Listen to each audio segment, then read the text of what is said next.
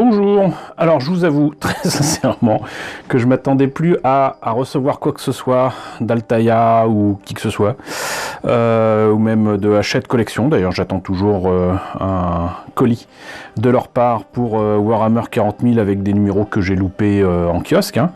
Mais là j'ai reçu donc un colis avec les numéros 3, 4 et 5 d'Iron Man, logiquement. Voilà, donc je m'y attendais plus, donc voilà. Je vais tenter de vous présenter ça, je sais pas trop comment pour l'instant, on va voir au fur et à mesure. 3 numéros d'un coup, ça me semble quand même un peu compliqué, en plus ayant suivi ça sur d'autres chaînes, hein, notamment celle de Ilmi, coucou. Je sais que de toute façon, notamment le numéro 5 n'a guère d'intérêt, c'est qu'une partie du coude, mais il y a au moins une main, il y a au moins l'arc réacteur, donc on va voir ça. Donc voilà, deuxième colis avec 3 numéros. Je vous présente pas la facture, je sais juste que le numéro 3 est effectivement gratuit, donc la main est gratuite. Par contre le numéro 4 et 5 sont payants, donc je dois leur envoyer je crois dans les un peu plus de 21 € avec les frais d'envoi. Je sais juste que dans le papier avec la facture, l'enveloppe avec la facture, j'avais encore ça. Donc ils insistent bien sur le fait qu'on peut avoir une enceinte Bluetooth casque d'Iron Man qui a l'air pas mal, hein, échelle 1-2 en plus, donc ça veut dire que c'est d'une belle taille. Mais ça c'est donc uniquement en choisissant le prélèvement automatique et c'est envoyé à partir de je sais plus quel numéro. Donc pour ceux qui comptent aller jusqu'au bout, bon bah oui effectivement le prélèvement automatique est encore ce qu'il y a de mieux, et puis gagner ce truc là ça a l'air quand même fort sympathique, mais ça sera pas mon cas parce que je n'ai pas l'intention d'aller jusqu'au bout et de me payer un Iron Man même de belle taille à 1400 €. Ça il n'en est pas question. Donc ce qui est rigolo par contre, parce que j'ai triché évidemment, j'ai ouvert le carton avant, c'est que non seulement c'était dans l'enveloppe avec la facture, mais il y a un deuxième papier, histoire de dire, bon, on ne sait pas si vous êtes au courant, mais au fait, voilà. Donc ça insiste largement là-dessus. Donc, la mimine, voilà. Alors je sais qu'elle n'est pas facile à monter, donc j'appréhende énormément le fait de devoir monter ça, et même de me filmer en train de monter ça. C'était déjà pas évident pour les précédents numéros, donc là, je sais pas. Ici, l'arc réacteur, ça a l'air quand même bien sympa. Et puis c'est encore de belle taille, hein, franchement, voilà. À ce niveau-là, il se moque pas de nous, hein, c'est clair, hein, c'est un beau Iron Man. Et enfin, donc les fascicules et les numéros avec quelques pièces qui permettent pas de penser qu'on avance vite et bien. Voilà, donc c'est qu'une partie du coude. Voilà, donc bon, bof. Mais il y a peut-être des choses intéressantes au niveau des fascicules. Donc ce que je vous propose, c'est qu'on voit au moins les numéros dans l'ordre peut-être.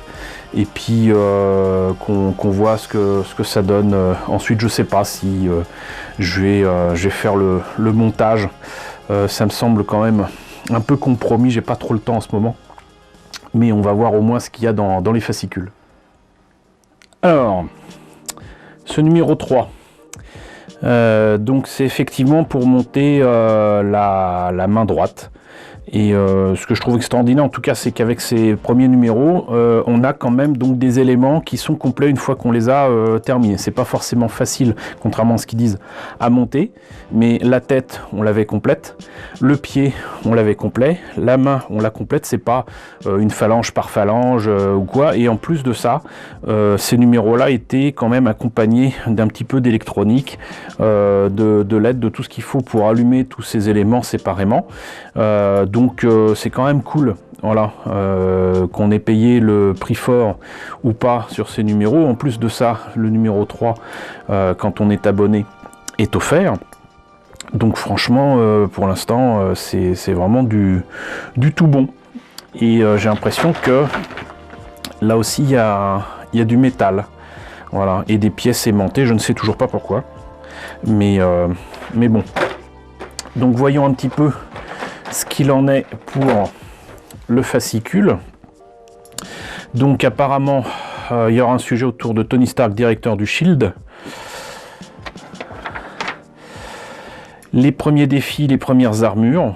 Donc là, avec forcément des dessins qui parleront pas à tout le monde, hein, parce que si je me rappelle bien, c'est quand même des histoires des années 60. Moi-même, j'ai découvert Iron Man quand dans les années 70 avec les éditions Lug. Hein.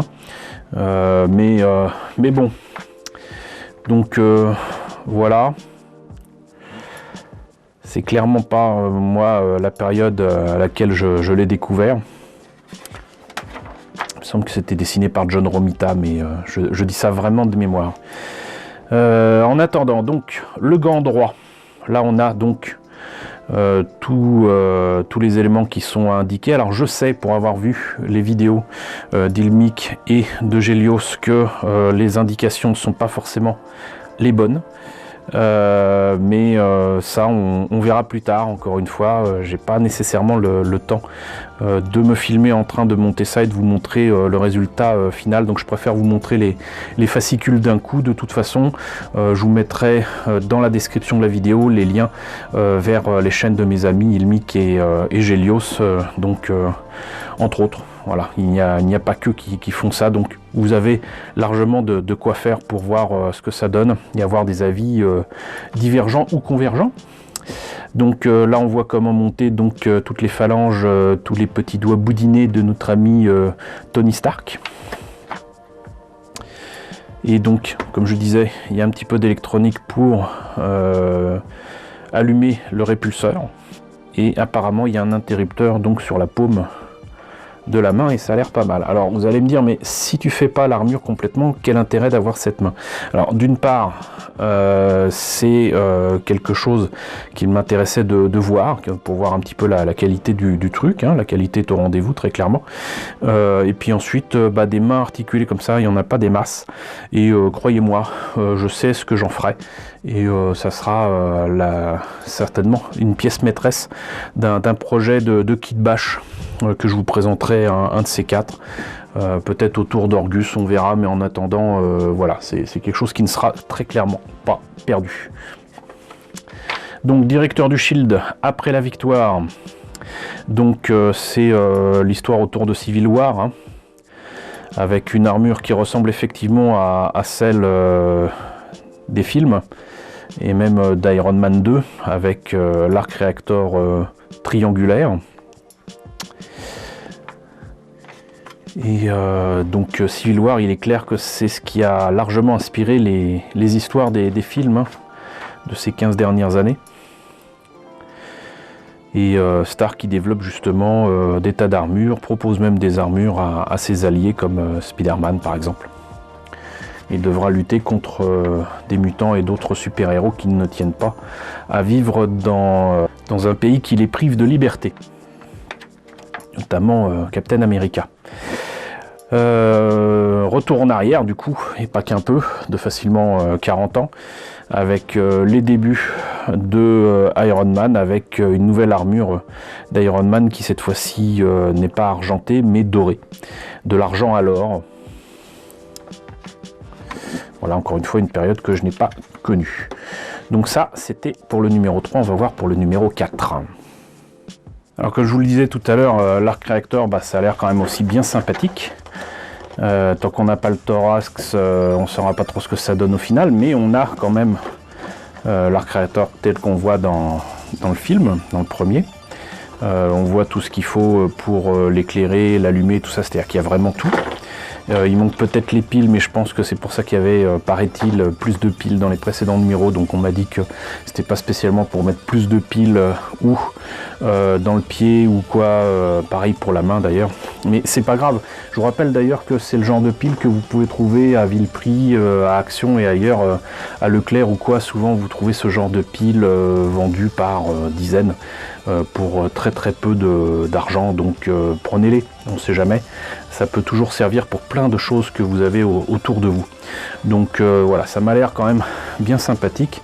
Je regrette un petit peu de ne pas avoir le temps, mais j'ai vraiment pas le temps là, à quelques jours d'Avignon Geek Expo. J'ai tout à préparer pour l'expo Star Trek. Donc j'ai vraiment pas le temps de m'occuper de ça. On verra plus tard, promis. En attendant, donc, le fascicule numéro 4, Iron Man modèle 2. Donc, ennemi d'Iron Man, une lutte incessante. Alors, ce méchant d'Iron Man, je ne le connais absolument pas. Je vois absolument pas d'où il sort. Ça, par contre, c'est un peu plus proche des dessins que je connaissais. Spy Master, Maître des espions, Titanium Man, je ne connais pas. Le retour du mandarin, ça, oui, par contre, oui.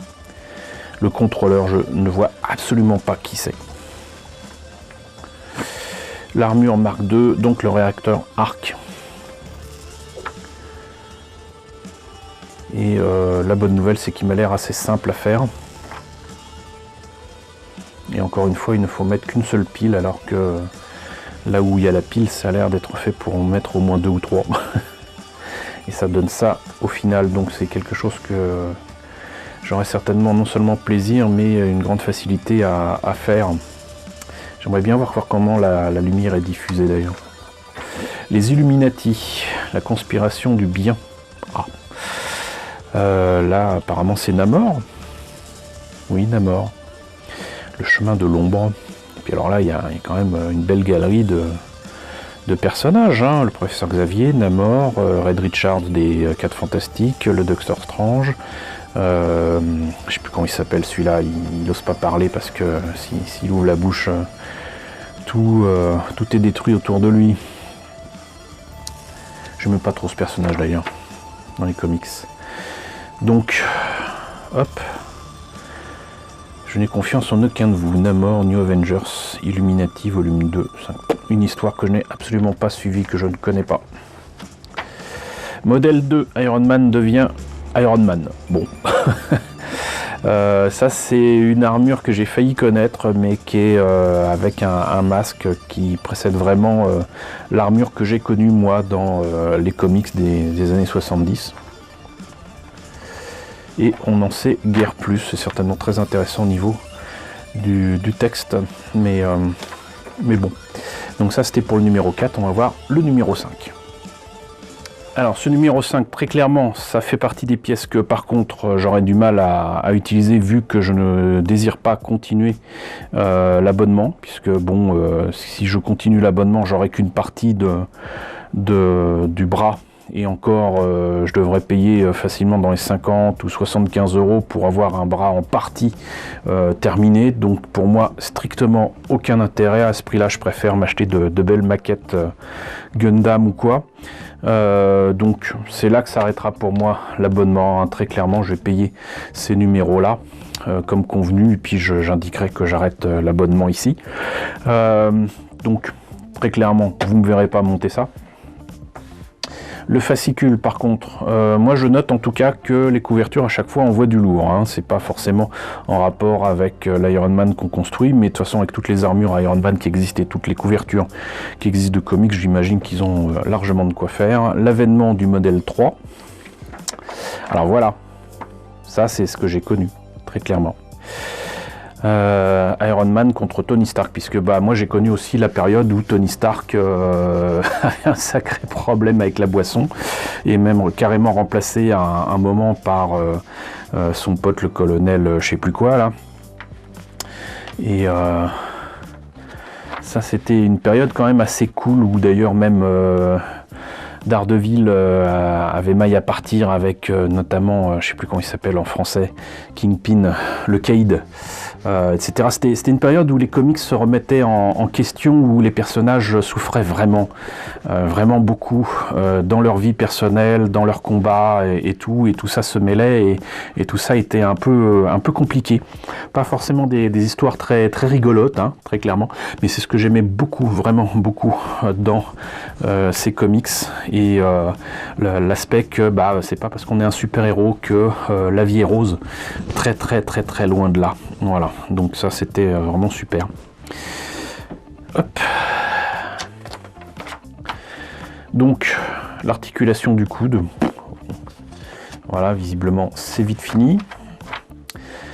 Ça montre où ça se place dans le bras, donc vous voyez très clairement c'est le genre de choses qu'il y aurait dans les prochains numéros, mais j'ai pas envie de mettre 500 francs là-dedans, quoi. Ça, pour moi ça ne rime strictement à rien. Les Avengers, toujours amis, bah, très clairement à partir de Civil War, non. Là, on observe quand même les super dessins et les super coupes, coupes mulets, notamment de Tony Stark des années 70-80. Et là, avec des dessins un petit peu plus récents.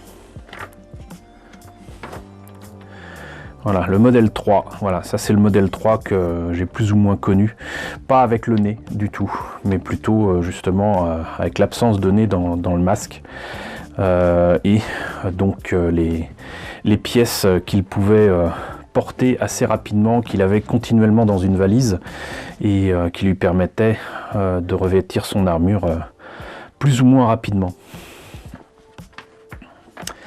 Voilà, et ben écoutez, c'est pas la dernière fois que vous verrez une vidéo d'Iron Man sur ma chaîne, loin de là, hein, puisque en plus j'ai de toute façon quantité de maquettes à peindre et à monter et à vous présenter, hein. J'en ai une en préparation justement de dragon.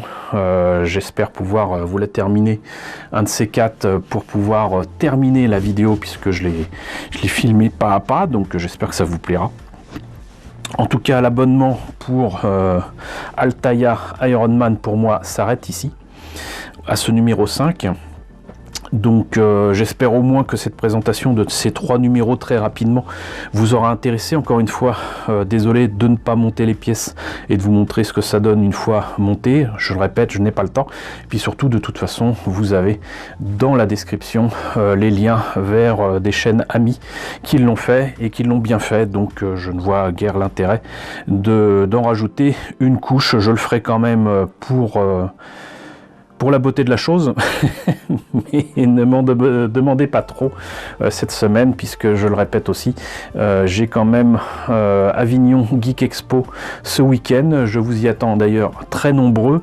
J'y serai sur le stand de mes amis d'Annigator Sud avec l'ami Benjamin dans le coin Star Trek, mais je ne serai pas seul. Il y aura aussi l'ami Doikim, il y aura Johanna, il y aura Alexandra. On sera tous là avec de jolis objets, de jolies maquettes, des trucs vachement sympas. Il n'y aura pas qu'Annigator Sud, il y a plein de stands, d'après ce que j'ai compris, qui proposent des objets, en tout cas des expositions d'objets et notamment de maquettes, et moi ça me remplit d'aise, et notamment mes amis de Kitcopter Vitrol avec notamment l'ami Gélios. Coucou à tous, j'ai vraiment hâte de vous voir là-bas et je pense que je vais passer un super week-end. Voilà, donc là aussi les liens dans la description de la vidéo si vous voulez en savoir plus. En attendant, j'espère encore une fois que ça vous a intéressé. N'hésitez pas à me dire ce qu'il en est dans la section commentaires. N'hésitez pas à liker, n'hésitez pas à partager, n'hésitez pas à vous abonner si ce n'est pas déjà le cas. Coucou aux nombreux abonnés qui nous ont rejoints ces derniers temps. On est désormais 3070 et c'est juste énorme, excellent. Promis, je vous ferai quelque chose pour les 3000 abonnés. J'ai enfin tout ce qu'il faut, mais là aussi je manque un petit peu de temps pour faire un montage correct dans les jours qui viennent.